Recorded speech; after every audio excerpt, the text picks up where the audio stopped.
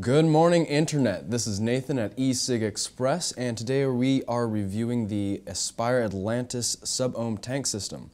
So let's pull it out of the box and see what we've got here. So first off, it's got a 4 air hole base, starting with a small, a little bit larger. Now the two smallest ones are a round hole.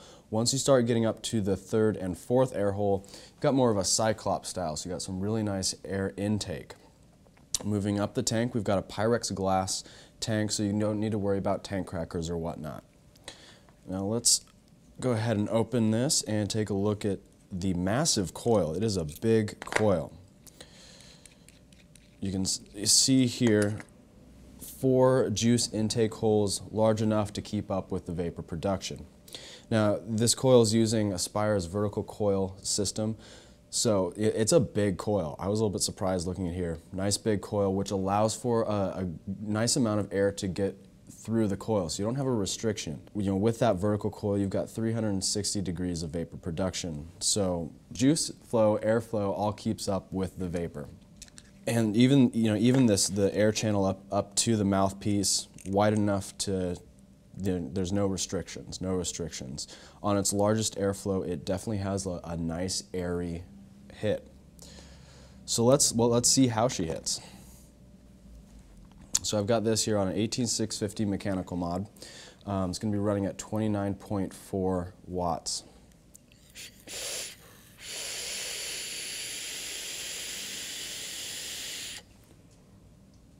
And that's with that large air hole.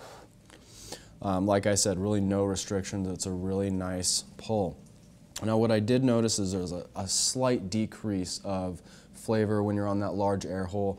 Some flavors are more affected than others. What I found is that 3rd largest air hole, a little smaller cyclops style, you really get a nice balance of the vapor and the flavor. So just work with it, play with it, see what you like best.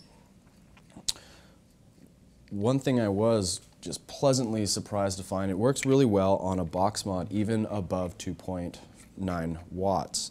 I've got this one here at 35, and this is the largest air hole.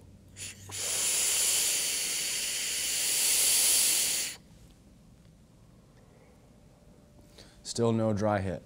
Now what you do want to do is prime it when you're running at a higher wattage so you don't run out of juice and get that dry hit. What I found best is to blow through down into the tank will actually force juice into that coil. Doing that, no problems up above 35 watts even. So overall, great vapor production, reasonably great flavor. Now let's take a look at the packaging here. Underneath here where you see like this large box area, there's actually a little foam insert which has replacement glass, because as we know, Pyrex glass, it breaks.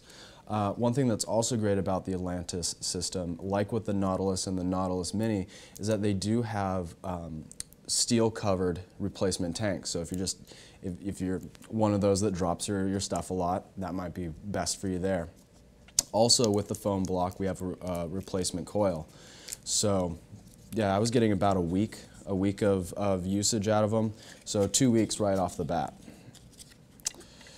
So overall, kind of final points. As for a stock tank system, great vapor, great flavor. You're good to go on a mechanical or a box mod. So, well, I think that kind of wraps it up. That was the Atlantis sub-ohm tank system by Aspire. This is Nathan Johnson at Ecigexpress signing off. Have a good one.